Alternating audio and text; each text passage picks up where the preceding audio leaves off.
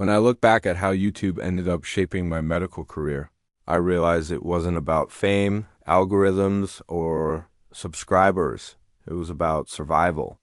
It was about rediscovering curiosity at a time when the system was trying to drain it out of me.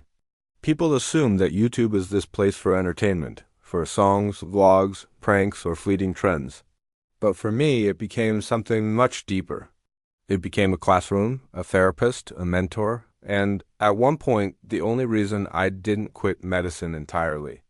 Medicine is a noble profession, but it's not romantic like people think. You don't walk through hospitals every day feeling heroic. You walk through fatigue, bureaucracy, endless pressure, and the haunting awareness that one mistake could change someone's life forever. In my early years, I was drowning in self-doubt. I loved the science, but I was losing connection with the purpose. I was memorizing, performing, enduring, not learning, not growing. And then came YouTube, not as a distraction, but as a lifeline. One night, exhausted after a 20-hour rotation, I opened YouTube just to escape for a moment. But instead of a comedy clip or music, I stumbled upon a lecture from a surgeon explaining anatomy with clarity and passion I hadn't seen in my own classrooms. The simplicity struck me. He wasn't trying to impress anyone. He was trying to make knowledge understandable, human, and alive. That night, I didn't just watch. I learned. That's when it hit me. Knowledge doesn't belong to institutions anymore. It belongs to those who care enough to share it. YouTube broke the walls between student and teacher, between elite universities and a curious kid with Wi-Fi. And it reminded me why I loved medicine in the first place, because learning about life, the human body, healing, it's all a form of wonder. I began to rebuild my foundation from scratch. Every night after the hospital, I'd watch medical creators explain physiology, surgery, pharmacology, and patient psychology. These weren't official professors. They were passionate doctors and students sharing what they knew. And in their voices, I heard something I hadn't heard in years: joy. They made mistakes, laughed about them, corrected themselves. It was raw, real, and honest. It reminded me that learning isn't about perfection, it's about curiosity. Slowly, I started taking notes, not just for exams, but for understanding. I started teaching juniors using videos that inspired me. I learned more from 10 minutes of someone explaining their own struggle than from hours of textbook repetition. I realized that education was never meant to be locked behind closed doors. It was meant to flow, evolve, and connect. And somewhere along the way, YouTube stopped being a tool and became a mirror. I started seeing myself, not just as a student, not just as a future doctor, but as a person capable of creating value beyond my profession. I started thinking, what if I shared my own journey? What if I could help someone who's struggling like I was? That thought scared me more than any exam ever had. Because putting yourself out there, your voice, your mistakes, your vulnerability, it's not easy. But I knew that if I stayed silent, I'd never break free from the cycle of self-doubt that had consumed me for years. So I recorded my first video. It wasn't perfect, far from it. My lighting was bad, my delivery was awkward, and my editing was clumsy. But the message was real. I talked about burnout, fear, failure, and why I almost gave up. I didn't expect anyone to care, but people did. Comments started coming in. Messages from students, nurses, interns, even strangers from halfway across the world saying, I thought I was the only one who felt this way. That's when I understood what real connection looks like. It's not about numbers. It's about resonance. It's when one honest voice gives another person permission to keep going. That's what YouTube did for me. It turned isolation into community, silence into conversation. Warren Buffett often says that your best investment is in yourself. That principle applies to more than money. It applies to learning, growth, and honesty. YouTube became my compounding asset of wisdom. Every video I watched, every idea I shared, it compounded, not in dollars, but in direction. It gave me perspective.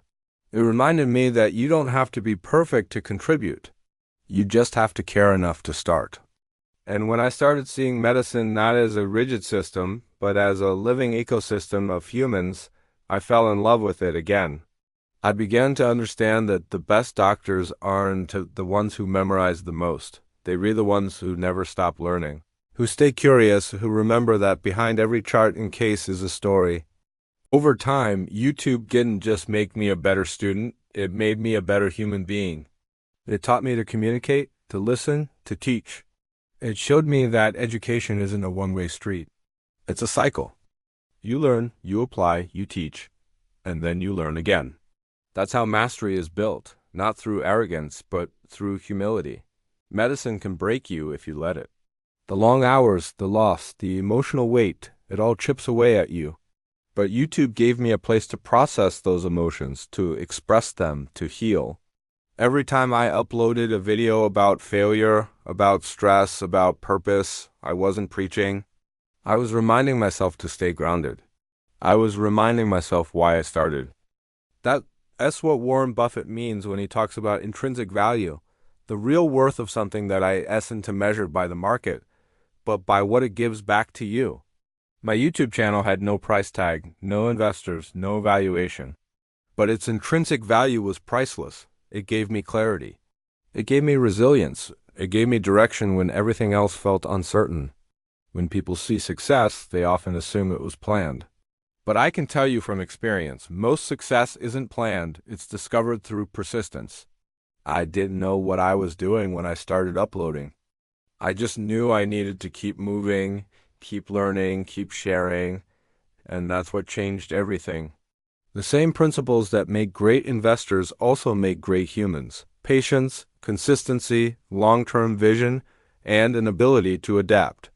I applied those to my medical career through YouTube. I didn't chase overnight fame. I didn't care about going viral. I cared about impact, about one person finding hope through my words. That was my dividend, and it paid far more than money ever could. In time, my small audience grew into a family. Other doctors reached out to collaborate. Students told me they changed their study methods. Some even said my videos made them fall in love with medicine again. And that's when I realized YouTube didn't just save my career, it multiplied my purpose. It turned one voice into thousands. When you find a platform that amplifies your values, you don't use it for ego, you use it for service. That's the same way I view investing. Capital, like knowledge, should circulate. It should be put to use in ways that create more value for others. That's the secret of compounding, not just in finance, but in life. What most people don't see when they look at a doctor or a content creator is the invisible war between purpose and exhaustion. Every morning, I'd put on my white coat, but my mind was split between two worlds, one inside the hospital walls, full of protocol, hierarchy, and stress, and another inside my small recording room, where I could finally breathe, think, and speak freely. It wasn't rebellion, it was balance. And imbalance is something medical school never teaches you. I learned early from Buffett that you cannot pour from an empty cup. You must protect your energy the way a wise investor protects capital. If you spend every ounce of yourself chasing short-term results, you will burn out before you ever see long-term gains. That was me before YouTube. I was investing all my energy in performance, in exams, in external approval. YouTube taught me to invest in understanding, in curiosity, in joy. You see, the world of medicine can make you forget the very reason you entered it. The endless tests, the constant rush, the metrics, it all starts to feel mechanical. I began to ask myself, am I healing people, or am I just surviving the system? And strangely, it was YouTube, this vast chaotic ocean of information, that gave me the stillness to find my answer.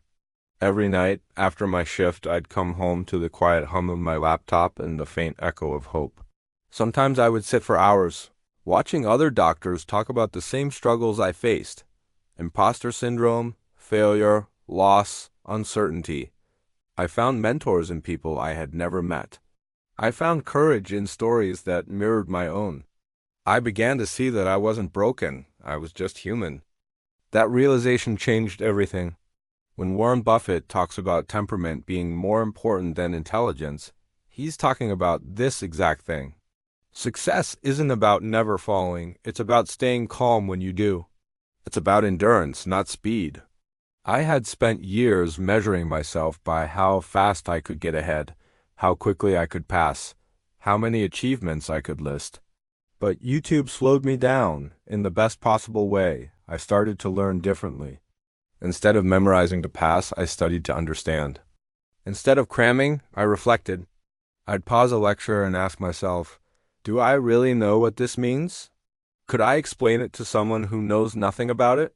That's how Buffett reads annual reports, not to finish them, but to understand the story behind the numbers. And I realized medicine, too, is storytelling. Every patient is a chapter. Every symptom is a clue. Every diagnosis is a conclusion drawn not from guesswork, but from patience and observation. And patience was something YouTube taught me day by day. When I started uploading my own videos, I had barely any views. 10, maybe 20 people watched. But those 10 people mattered. Buffett always says, you don't need to make 1,000 great decisions, just a few good ones that you stick with. So I made one decision, keep going. The early videos were imperfect. My voice trembled, my editing was clunky, my confidence was uncertain, but I refused to stop. Every upload was like adding a brick to a foundation no one could see yet. It didn't feel like growth. It felt like persistence.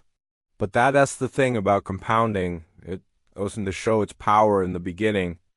The first few years feel like nothing is happening. And then suddenly, everything starts to connect. As my videos improved, I noticed something deeper happening inside me. I began to rediscover empathy. In the hospital, it's easy to become numb, to detach from emotions so you can function. But when you speak to an audience, when you share your fears, your failures, your stories, you remember what it means to feel. You remember what it means to care. I started talking about things doctors rarely discuss.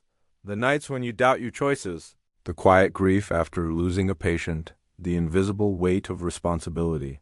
I didn't plan those videos. They just came out of me. And people listened, not because I was special, but because I was honest. One night, I got a message from a medical student who said, your video stopped me from quitting. That one line hit harder than any award or recognition ever could. Because that's when I truly understood the power of purpose. Buffett says, if you're in the right job, you'll tap dance to work. That's what YouTube made me feel about medicine again. It turned the exhaustion into gratitude. It gave meaning to the grind. Over time, my two worlds, medicine and YouTube, began to merge. I no longer saw them as separate. The lessons I learned from one began shaping the other. From investing, I learned patience and consistency. From medicine, I learned compassion and humility. From YouTube, I learned communication and connection. Together, they built something I never expected: clarity. People started asking how I managed to do both, to handle the hospital and the channel. My answer was simple. I stopped trying to balance time and started balancing purpose. When you know why you're doing something, the how becomes easier. My why was never views or subscribers. It was impact. It was reminding people, and myself, that even in chaos, you can still find meaning. There's a quiet satisfaction that comes when you realize you redoing what you were meant to do. It doesn't come with applause. It comes with peace. I felt that peace every time I hit upload, because I knew that even if only one person watched, I was doing something worthwhile. Buffett calls it playing the inner game. You don't measure your success by others' opinions. You measure it by your own sense of integrity. And just like in investing, YouTube taught me about delayed gratification. There were times when I felt invisible, when progress was painfully slow, when doubt crept in. But I reminded myself it's not supposed to be easy. If it were, everyone would do it. Just as compounding in finance takes years to show results, so does compounding in skill and reputation. Every video, every mistake, every lesson, it was all part of the compound effect.